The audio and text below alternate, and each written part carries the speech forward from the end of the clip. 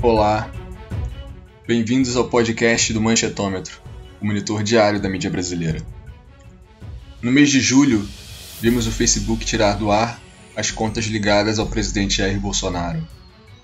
Assistimos também ao Superior Tribunal de Justiça, o STJ, conceder prisão domiciliar para Fabrício Queiroz, ex-assessor dos Bolsonaro, e para a mulher dele, até então foragida. Julho foi o mês da nomeação do pastor Milton Ribeiro para o MEC, da aprovação do marco regulatório do saneamento básico no Congresso e da ampliação do Fundeb. Julho foi o mês mais fatal no país desde o início da pandemia, com mais de 30 mil óbitos confirmados por Covid-19. Eu sou o jornalista André Madruga e para analisar os editoriais, ou seja, as páginas de opinião dos principais jornais brasileiros e a cobertura do Jornal Nacional da Rede Globo, durante o mês de julho, eu recebo os pesquisadores do Manchetômetro, Eduardo Barbabella, Lidiane Vieira, Luísa Medeiros, Clara Câmara e Mariane Matos. Vamos começar com a Lidiane e a Folha de São Paulo. Olá, Lid, bem-vinda. O que foi destaque na Folha? Oi, André, bom estar aqui de volta. Então, vamos começar falando sobre a pandemia, que apesar de estar perdendo um pouco de espaço, ainda é um assunto quente, né? Bom, a Folha fez alguns panoramas sobre a situação do Brasil e do mundo em relação à Covid-19. Em ambos, ela criticou e responsabilizou a gestão que ela considerou ruinosa da crise do governo Bolsonaro. Teve destaque para o negacionismo e para a ausência de um titular no Ministério da Saúde há mais de 2 meses, isso no início do mês de julho, né? Bom, ela também questionou a reabertura em algumas cidades, especialmente São Paulo, sem um respaldo científico, o que para isso necessitaria de uma ampla aplicação de testes que não existem no país, né? Suficiente para testar amplamente a população. O mesmo argumento também foi utilizado para questionar a gestão Bolsonaro em relação às cidades, porque os prefeitos, teoricamente, tentaram, os governadores, e não tiveram respaldo do governo federal. E também sobre a defesa da hidroxicloroquina, a Folha colocou ela como não sendo capaz, aqui abre aspas, de remediar tamanha alienação diante do sofrimento alheio. E aqui ela está se referindo àquela cena que virou emblemática do Bolsonaro erguendo a caixinha do remédio como se fosse um troféu. Bom, a Folha, de novo, está ressaltando o comportamento do Bolsonaro um pouco mais pacífico em relação aos primeiros meses. Se vocês olharem os gráficos do nosso boletim, a questão negativa em relação ao Bolsonaro deu uma amenizada, porque o próprio presidente desapareceu um pouco. Então, a Folha está comemorando um pouco esse desaparecimento, mas sem muitas esperanças de que isso vai durar muito tempo. Olá, sou Eduardo Barbabella. Bem, puxando pelo que o Globo falou, é importante notar que existem 2 grandes momentos assim, nessa cobertura do Globo. O primeiro ponto é o que a Lid já tratou sobre a Folha, principalmente relacionado ao negacionismo, à falta de testes. Então, está trabalhando o governo Bolsonaro na pandemia. Então, a gente vai ter a crítica ao ministro interino militar no Ministério da Saúde, a falta de atuação do governo federal sobre a pandemia. E também vão trabalhar a questão das fake news relacionadas à pandemia. E aí a gente tem também a decisão do Alexandre de Moraes bloqueando perfis bolsonaristas e petistas, como o Globo gosta de destacar. E no caso do Globo, ele vai defender esse bloqueio e vai criticar o Bolsonaro por manter o gabinete do ódio com o uso de dinheiro público, que eles destacam, e também por Bolsonaro utilizar da máquina pública para defender os seus. Então, eles vão criticar o presidente em sua atuação no combate à pandemia e também em sua atuação em relação às fake news. E aí, pelo outro lado da cobertura do Globo, o Globo vai discutir a questão da flexibilização no país. Eles vão criticar a flexibilização que está ocorrendo, afirmando que é uma flexibilização improvisada, mas vão destacar principalmente, e isso é a primeira vez que a gente nota no jornal, uma discussão sobre a responsabilidade do cidadão nessa flexibilização. Então, eles vão criticar os cidadãos que insistem em se aglomerar. Então, eles vão pontuar que essas atitudes de aglomeração durante a flexibilização prejudicam toda a sociedade. Então, eles vão criticar os cidadãos que estão indo contra as normas da OMS e estão sendo, né, de certa forma, influenciados pelo governo Bolsonaro e pelo próprio Bolsonaro, que defendem posições que minimizam a pandemia e os seus efeitos. Oi, gente, eu sou Clara, sou revisora do Jornal Nacional e eu vou falar um pouco sobre como foi essa questão da flexibilização, que Eduardo já mencionou, como ela foi tratada no Jornal Nacional. E a primeira coisa assim, que eu percebi ao longo do mês de julho foi que a flexibilização ela ganhou tons mais positivos, digamos assim. O Jornal Nacional dividiu seu espaço em duas vias principais, né? A primeira foi mostrando que o retorno das atividades econômicas para muitos brasileiros, né? Ou seja, ter um emprego, ter uma rotina, isso ainda era um motivo de satisfação e era um motivo de orgulho e algo que você deve lutar para manter, né? Então, teve toda essa discussão mais positiva, esse lado mais positivo da flexibilização, né, que deveria ser comemorado diante desse contexto de retração econômica, né, que a gente está vivendo. E também foi mostrado no jornal que muitos estabelecimentos comerciais, eles não estavam reabrindo, mas por falta de ajuda financeira, né, eram estabelecimentos que não estavam conseguindo empréstimos, por exemplo. E aí, de forma geral, o que é possível a gente perceber na cobertura do Jornal Nacional é que o discurso a respeito do isolamento social ele vai perdendo um pouco da força, né, ao longo do mês de julho. E vai sendo substituído justamente por esse discurso que trata mais da necessidade de recuperação econômica, nesses termos. Como eu falei, né, um discurso com traços mais otimistas.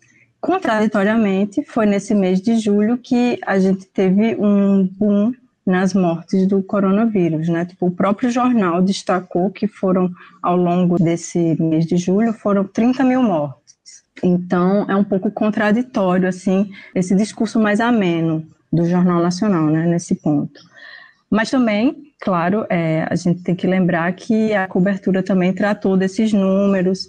O jornal não abandonou completamente o tom crítico, principalmente em relação ao governo, né, no que diz respeito ao enfrentamento da pandemia. Sempre foi destacada nas matérias a desorganização do governo, e o Jornal Nacional criticou abertamente também a decisão de Bolsonaro de restringir os dados sobre a pandemia, né. Logo no início do mês, o jornal apresentou um tom bastante crítico e bateu de frente mesmo, né, com o governo Bolsonaro em relação a isso. E o jornal ressaltou que iria divulgar os dados mais detalhados, mesmo com todos os obstáculos que estavam sendo colocados, né, pelo governo. Então, como eu disse, é bom reforçar que o tom crítico, ele estava presente, mas ele foi muito amenizado, principalmente se a gente pegar o boletim de junho, né, que o Jornal Nacional ele foi bastante incisivo nas críticas em relação ao governo Bolsonaro. E o tom negativo da cobertura do JN em relação à economia, ele foi mais visto quando se tratava do acesso ao auxílio emergencial, né? Em diversas matérias no jornal ao longo do mês, foram apresentados problemas em relação à Caixa Econômica, em relação tanto ao aplicativo quanto às agências físicas, né, e todas as dificuldades que as pessoas estavam tendo em relação a ter esse acesso ao auxílio emergencial. Então, acho que em relação à pandemia, dentro do contexto econômico, essa linha de crítica em relação à Caixa foi a mais presente. Nossa, Clara, é interessante isso que você trouxe, porque no Estadão eu consegui observar, e aí está nos gráficos, né, que a cobertura não só da economia como da política deu uma reduzida bem notável da cobertura negativa, né. Bom, eu sou Mariana, eu sou revisora do Estadão, e eu vou falar um pouco agora sobre como foi os editoriais de julho do Estadão. Olha, em relação à pandemia mesmo, como a gente já vem observando desde o mês passado, né, o jornal vem diminuindo a cobertura em relação à pandemia em si, né? Tanto que eles começam o mês preocupados com a pandemia ainda estar acelerada, e com o notório descaso do presidente acerca da crise, né? Mas esse tom rapidamente muda para algo como vamos enfrentar a economia da Covid, como vamos encarar os efeitos deixados pela crise sanitária no país, né? Inclusive, quando o Bolsonaro testou positivo para a Covid, né, a atitude do jornal foi justamente lembrar que fazer oposição política não inclui adotar as atitudes do adversário. E é isso muito respondendo a uma onda na internet em que as pessoas comemoraram que Bolsonaro tinha pego a Covid, né? E o jornal se portou dizendo: não se comemora a doença de ninguém, não se torce pelo falecimento de ninguém. Mas a questão mesmo da flexibilização eu não vi nos editoriais do Estadão, não é uma questão. Eles estão muito mais preocupados em como o país vai lidar com os efeitos econômicos, né, da pandemia.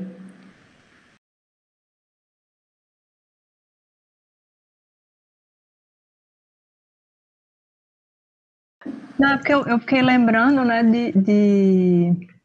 de como no Jornal Nacional apareceu algumas matérias falando de micro e pequenas empresas que estavam retomando suas atividades e tendo lucro pouco mais estável. Então, tipo, ao longo do mês no jornal apareceram várias matérias dessas, assim, com pinceladas positivas de, olha só, tem algumas iniciativas que estão dando certo, a gente está reaquecendo aos poucos a economia. Então, tipo, é mais nesse sentido, sabe, que apareceu no jornal, dizendo que a flexibilização tinha esse lado positivo de reaquecer a economia e que isso não era para ser deixado de lado, mais nesse sentido, assim. É interessante, claro, que você falou. A preocupação do Estadão no geral é com a questão do desemprego, né? Mas para fechar aqui o foco em relação à cobertura da pandemia mesmo, o jornal não tratou muito além disso, sabe? Eles notaram que a pandemia ainda estava no início do mês e depois ela virou algo que precisa lidar com os efeitos, muito mais de uma pegada econômica. Como que foi no Valor, Luísa? Oi, gente. Eu vou falar um pouquinho sobre como foi a cobertura editorial no mês de julho no Valor Econômico. Bom, no que diz respeito à pandemia do coronavírus, o Valor Econômico discutiu em editorial como o Ministério da Saúde ele acabou se tornando irrelevante na análise do jornal no momento em que ele era mais necessário, e isso graças às ordens do Bolsonaro. Esse seria, de acordo com o jornal, um dos efeitos colaterais do excesso de militares no governo. O Valor criticou a oposição do Bolsonaro ao distanciamento social, ao trabalho de coordenação executado por Luiz Mandetta, o ex-ministro da Saúde, que foi demitido, e também criticou o veto do Bolsonaro em relação à obrigação do uso de máscaras no comércio, nas igrejas, etc. Na avaliação do jornal, o atual ministro da Saúde, Pazuello, é um aplicado cumpridor dessa estratégia do Bolsonaro, que acabou levando o que o jornal classifica como uma nulidade durante a maior crise sanitária em décadas. E também, na avaliação do jornal, acabou eliminando qualquer expectativa de que ele possa ter um papel positivo durante a pandemia, no caso Pazuello. Então, o presidente seria o responsável por toda essa descoordenação no Ministério da Saúde, por essa condução em relação à pandemia do coronavírus. Esse mês, o Valor deu atenção à atuação dos militares do governo, não apenas no que diz respeito à pandemia do coronavírus. No que diz respeito ao meio ambiente, o Valor criticou a conduta do governo Bolsonaro, chamando inclusive de execrável, em relação ao desmatamento, ao maior desmatamento da Amazônia em 10 anos. E também criticou a atitude do governo de refutar os fatos, de demitir cientistas. Os holofotes acabaram também se dirigindo, de acordo com o jornal, para o vice-presidente Hamilton Mourão, que desde abril está chefiando o Conselho da Amazônia, composto por 19 militares, 100 membros do IBAMA e da FUNAI, algo que o jornal faz questão de ressaltar. De acordo com o jornal, Mourão teria recorrido à garantia da lei e da ordem para realizar algumas incursões contra o desmatamento na região, mas as impressões fiscais que participaram dessas primeiras ações, elas seriam negativas e, de acordo com o jornal, não afastariam a impressão de que seriam para inglês ver.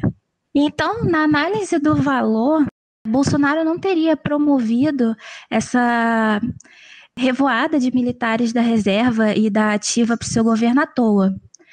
Na análise do jornal, o presidente radicaliza os seus ataques às instituições, sugerindo que ele tem o apoio dos militares.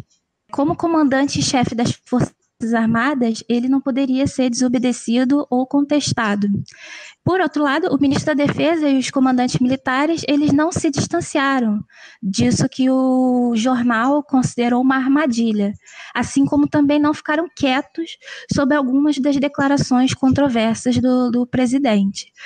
Mas, na análise do jornal, esses militares estariam vigilantes e crispados diante de críticas ao comportamento do presidente Bolsonaro.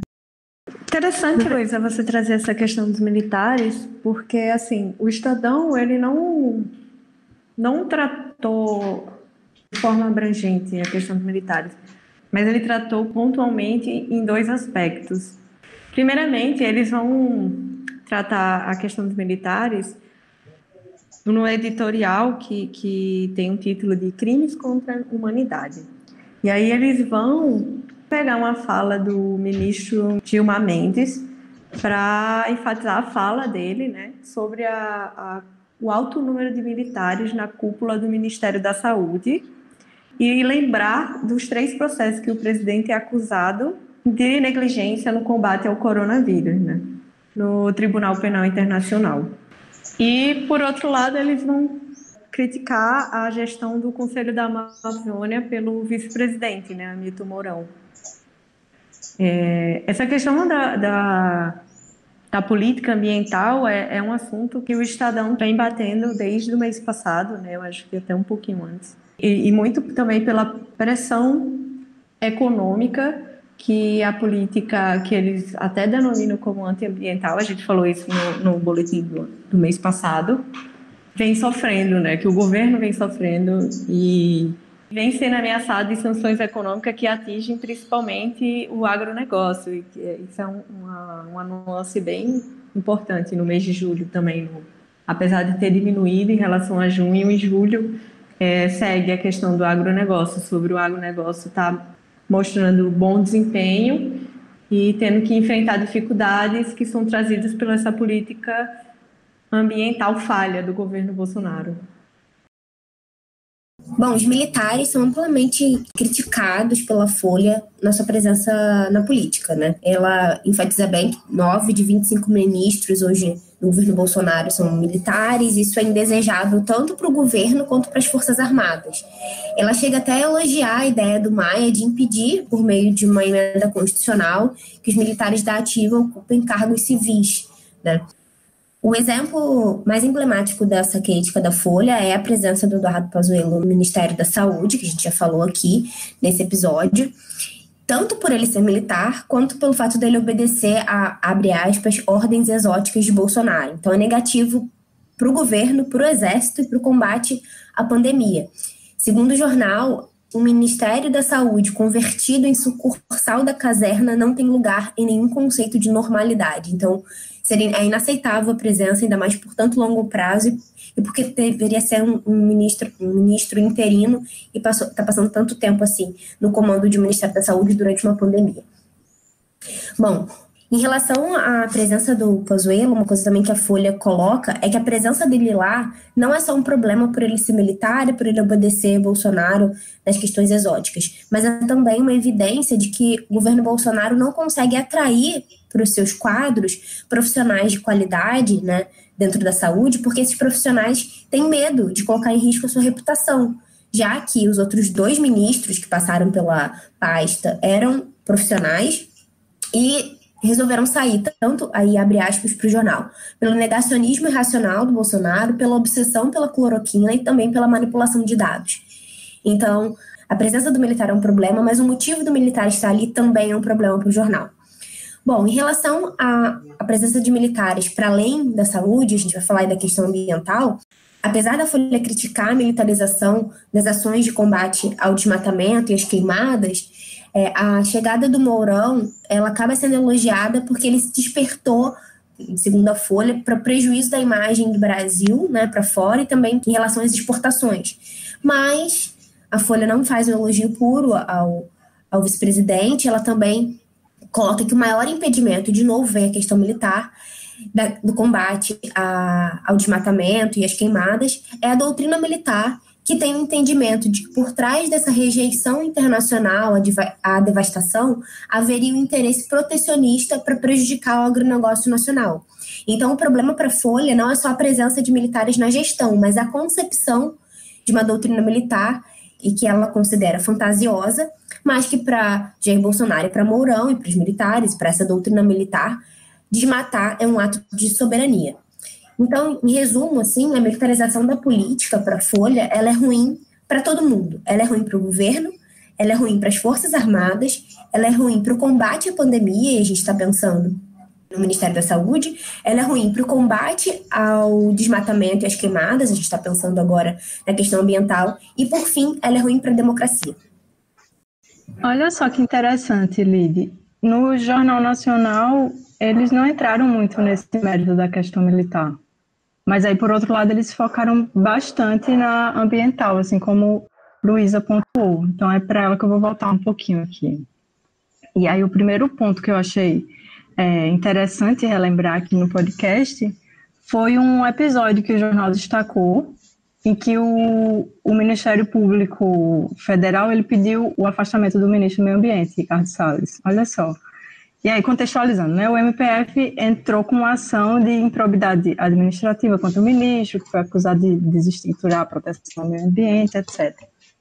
E aí, acompanhando esse entendimento, o Jornal Nacional deu espaço para essa ação do MPF e relembrou também aquela frase de Ricardo Salles, né, que ficou super famosa naquela reunião ministerial de abril que vazou, que ele dizia que o momento agora era para aproveitar a pandemia para passar a boiada, né? Se referindo às novas regras de regulação ambiental. E aí o Jornal Nacional ele mostrou um levantamento que foi feito pela Folha de São Paulo e pelo Instituto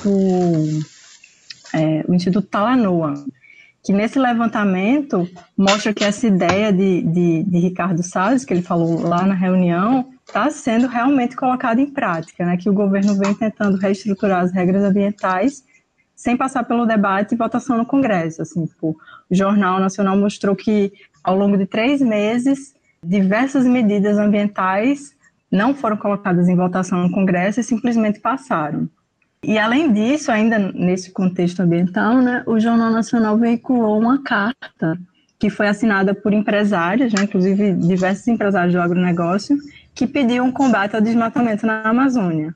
Só que o que é curioso nisso é que a carta ela não foi endereçada ao ministro Ricardo Salles, ela foi endereçada ao vice-presidente, ao general Milton Mourão.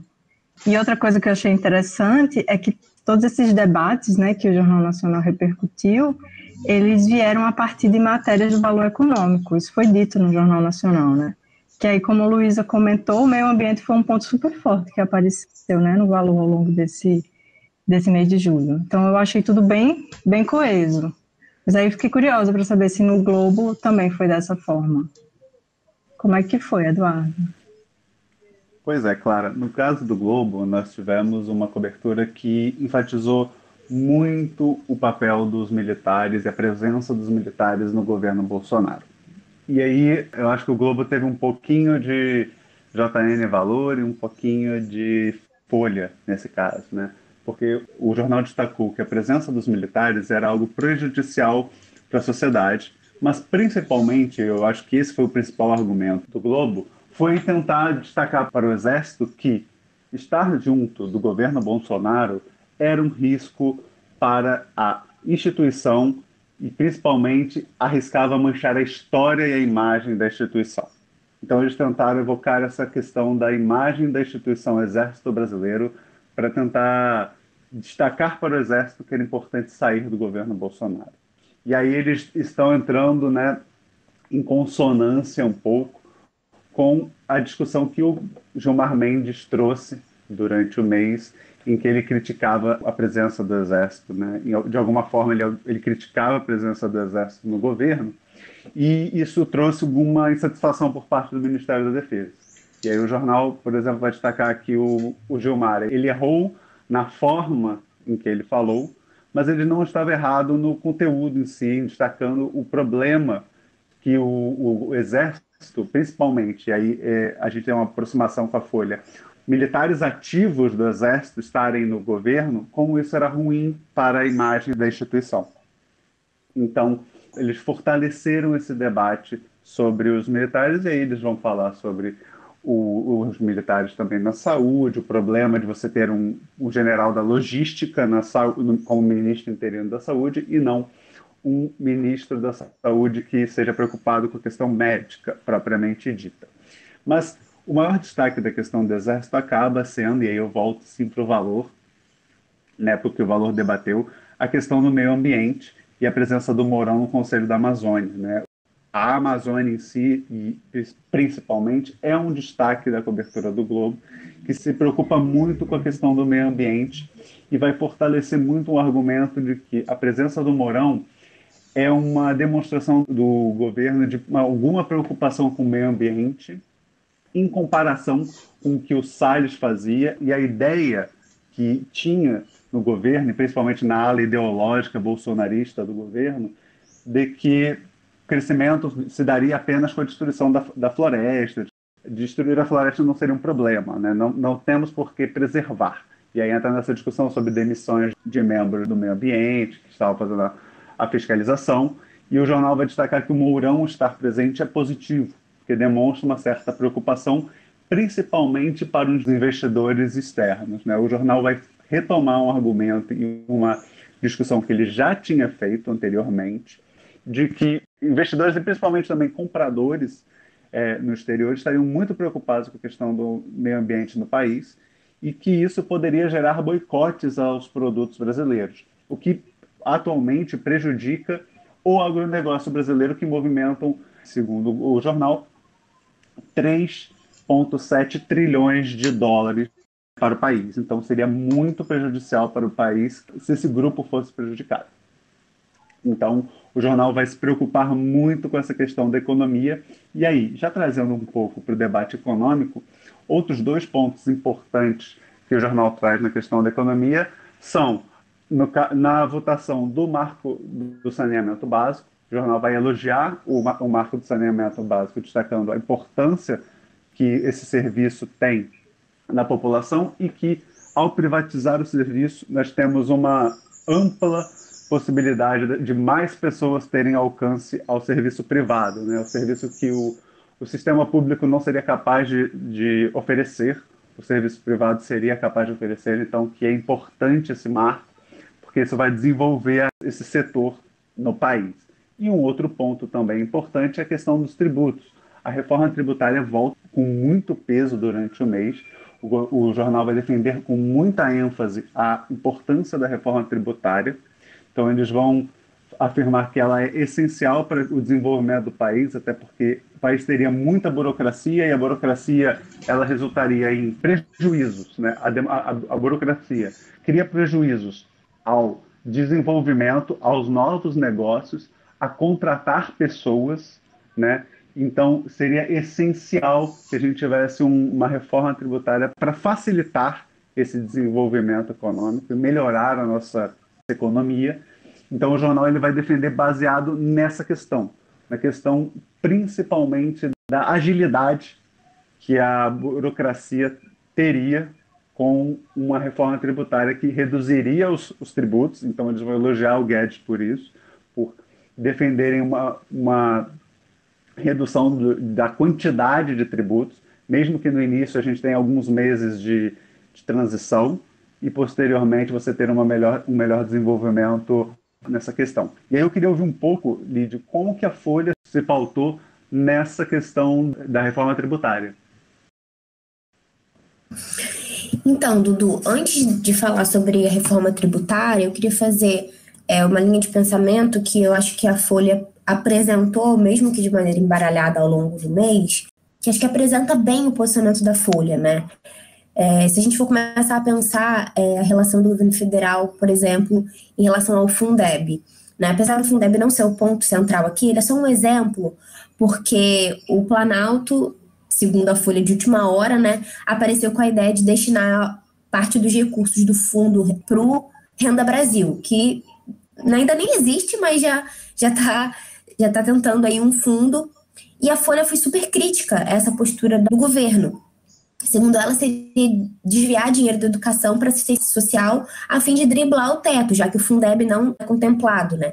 Além de também questionar, a Folha vai questionar a ampliação dos 20% do Congresso, enfim, mas a questão aqui é a relação do governo federal e da economia. Bom, qual que é o problema dessa questão da Renda Brasil? É o que a Folha vai chamar de metamorfose, porque, segundo ela, o governo tinha uma questão, uma linguagem, né, uma proposta, e a gente vê o Guedes brilhando de uma perspectiva liberal, uma perspectiva de preservação do teto de gastos, enfim. E aí agora que a crise política avançou, né, que a gente vê o governo sendo enquadrado de uma maneira bem mais negativa e com perspectivas pequenas de melhora desse quadro, o governo acaba apresentando uma tentativa de ampliar o Bolsa Família, né, agora o auxílio emergencial, mas tentando transformar o Bolsa Família nesse novo Renda Brasil, tentando fazer um programa de transferência de renda, mas com vistas para um processo, segundo a Folha, eleitoreiro. Então, nas palavras do jornal, ele diz: nem mesmo o teto de gastos federais, mecanismo outrora louvado pela equipe econômica, então tem aí uma pressionada no Guedes, parece capaz de deter a sanha dos neoconvertidos ao assistencialismo estatal.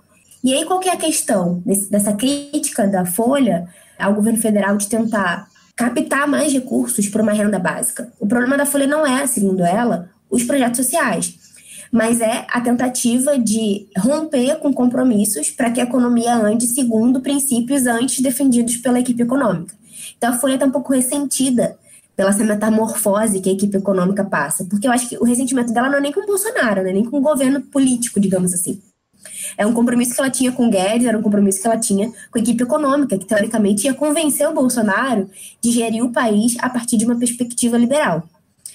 Bom, ela acaba até dizendo que sim, o auxílio, né, durante a pandemia reduziu temporariamente a pobreza e seria interessante investir em uma experiência de ampliação do Bolsa Família, mas ela diz que não há dinheiro para um auxílio universal, mas seria interessante expandir essa experiência para os mais necessitados.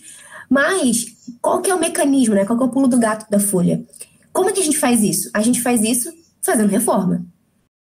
Essas reformas seriam capazes, então, de financiar um projeto social, né? Um programa social de transferência de renda direta, que foi, segundo a Folha, um sucesso durante a pandemia, né? Que reduziu a extrema pobreza.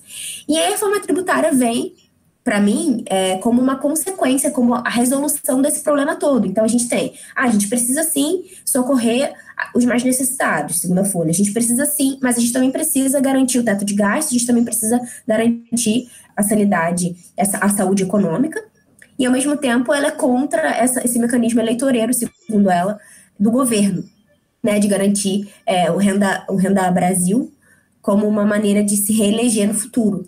E a reforma tributária ela vem como um sinal de que é a partir dessas reformas que a gente consegue sanear a economia do governo federal.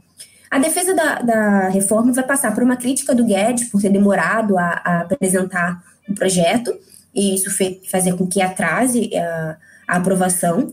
Mas agora, nesse momento, a Folha está, digamos, tranquila, aguardando. Ela é a favor de um imposto de renda mais progressivo, tem problemas com uma nova CPMF, mas está dizendo assim, bom, o momento agora é esse, quando a gente vai para os detalhes, os debates são muito grandes, então ela está meio que aguardando. Há muitos projetos concomitantes nas casas legislativas, tem um projeto do governo, então existe ainda muito para se debater sobre o melhor caminho, né? Então, Folha não tem um posicionamento muito claro sobre a preferência entre os projetos que estão em debate, ela está aguardando, digamos assim. Bom, pensando aqui, né, em relação à imagem de Paulo Guedes, de maneira específica, e também da reforma tributária que vocês falaram, Dudu e Lide, eu diria assim que no Jornal Nacional isso apareceu de uma maneira menos marcada, sabe? Assim, vendo os comentários de vocês sobre os veículos. Eu digo assim, o Jornal Nacional também teceu algumas críticas a Guedes, mas de uma maneira bem pontual. No jornal, por exemplo, houve a repercussão de uma sanção de Bolsonaro a uma lei que permitia a redução da jornada de trabalho e salário. E aí o jornal ele focou especificamente na questão do veto de Bolsonaro, né? Especificamente é um trecho que prorrogava a redução de impostos de setores que empregavam vários trabalhadores, né? Como call center, construção civil, enfim. Eram setores bem importantes para a economia no momento, né? Então o jornal ele pontuou bastante isso, que esse veto atacava setores que estavam sendo fundamentais para manter empregos no país, né?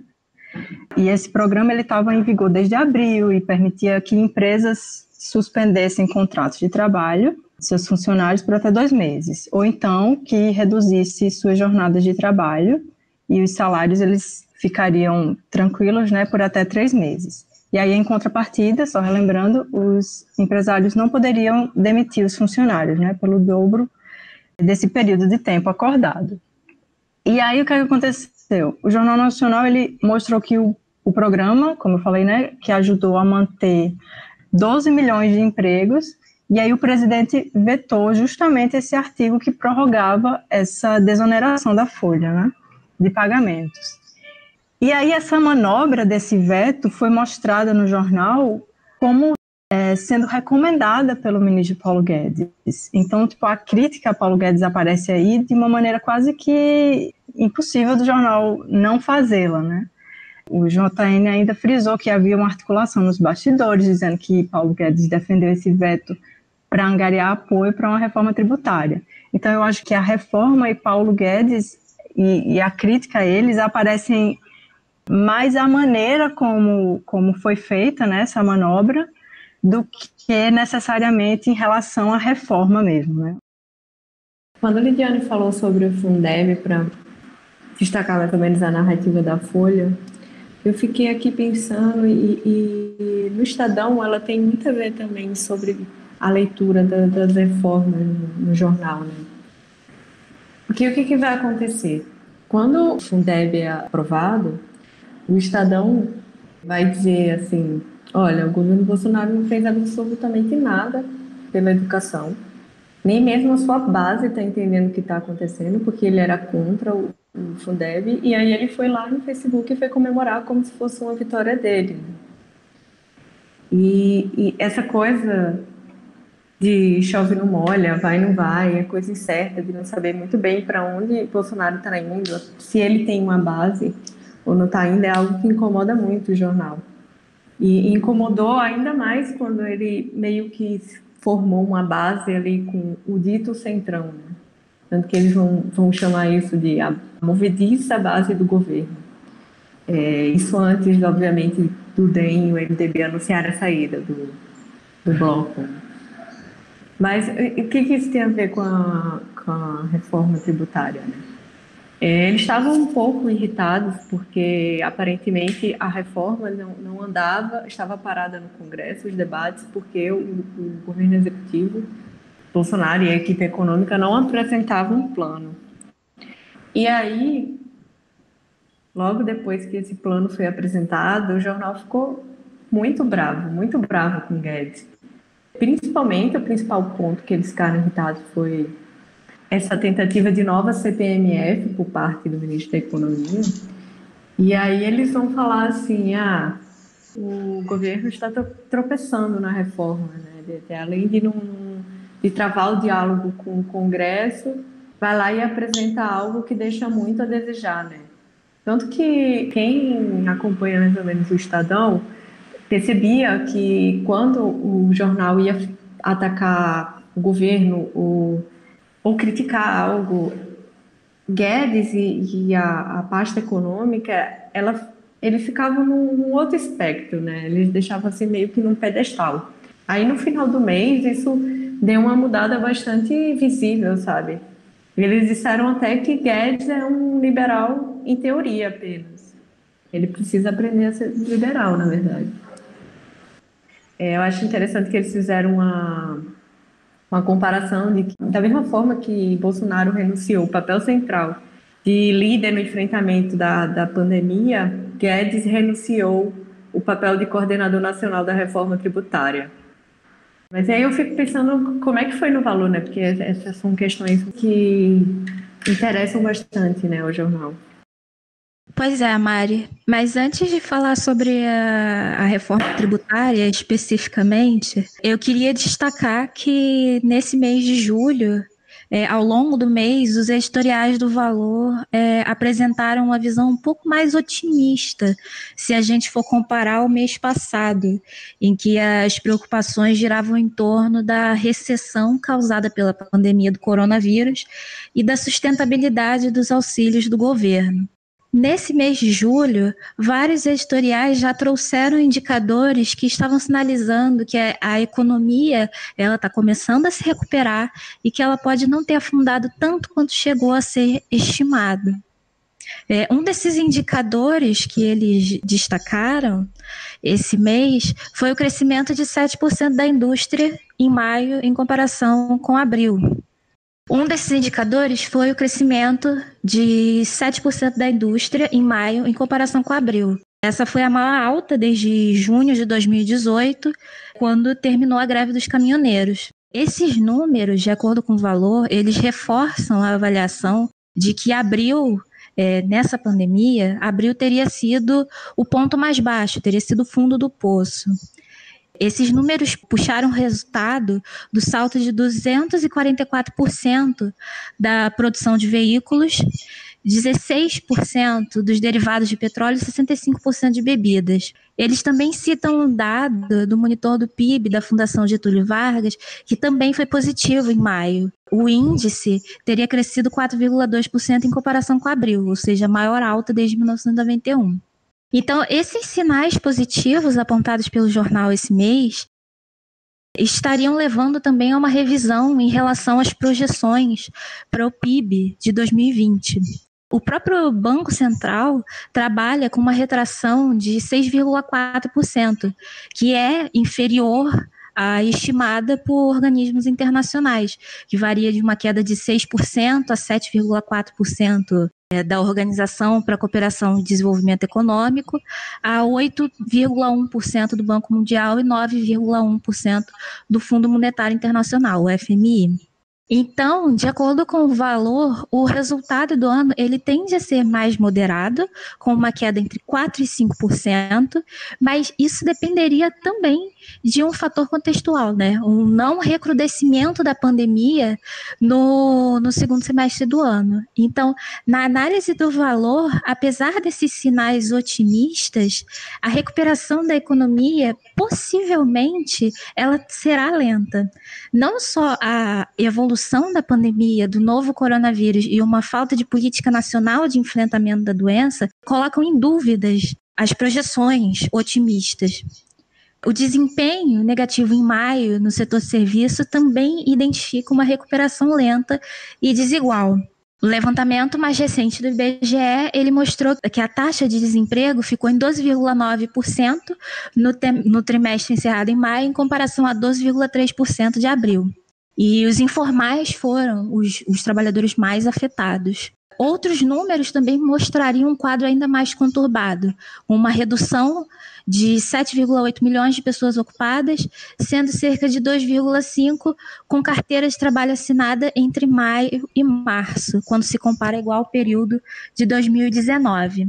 Então, o argumento do Valor Econômico é que mesmo com a prorrogação, o auxílio emergencial não vai compensar a perda de renda da população. Esse consumo privado que vinha impulsionando o PIB, apresentando esses sinais positivos, ele não contará como sustentação, o que pode tornar lenta essa recuperação, apesar desses indicadores favoráveis. Agora, sobre a reforma tributária, ele defende em editorial que, assim como foi feito com as despesas do governo federal, seria importante fixar um teto para a carga tributária brasileira. Então, de acordo com o Valor, as discussões no Congresso sobre as medidas para enfrentar o aumento do desemprego e da pobreza produzidos pela pandemia vão exigir mais recursos públicos. O jornal coloca, então, 3 soluções possíveis para esse cenário: aumentar o endividamento, cobrar mais impostos ou cortar outros gastos. Então, aí, o Valor, ele defende que a fixação de um teto para a carga tributária, apesar de ser uma via difícil, politizada e que vem sendo evitada desde a década de 90, nesse tabuleiro que eles chamam, né, montado pelo ministro Paulo Guedes, é a saída possível. Um outro ponto destacado também em relação à economia nos editoriais do Valor esse mês foi a educação. No dia 16 de julho, nós sabemos, assumiu o terceiro ministro da Educação no governo Bolsonaro, Milton Ribeiro. O Valor fez uma crítica, né, aos 2 ministros anteriores, em editorial publicado no dia seguinte, à posse do novo ministro da Educação, afirmando que o governo teria perdido um tempo precioso com o que chamou de 2 nulidades anteriores. Então, nesse editorial, o Valor defendeu a necessidade de se retomar um caminho positivo para a educação. Ainda sobre educação, tivemos outro editorial no mês de julho sobre o Fundeb, no qual o Valor admite, né, ele diz que o novo Fundeb traz, sim, avanços, mas que a vinculação seria um retrocesso. Na análise do jornal, a melhoria da qualidade ela pode não acontecer, as metas podem se frustrar, mas, independente desse desempenho, os salários vão subir, aconteça o que acontecer. Então, isso o Valor vê negativamente a forma como o novo Fundeb foi implementado.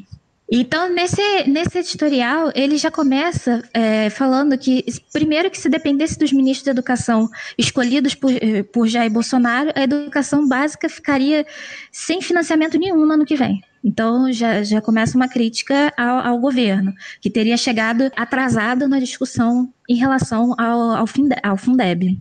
Apesar de reconhecer os avanços e a importância da implementação, né, do Fundeb, o Valor criticou o aumento de recursos destinados ao pagamento de profissionais do magistério e de funcionários de educação, que antes era 60% e agora foi para 70%.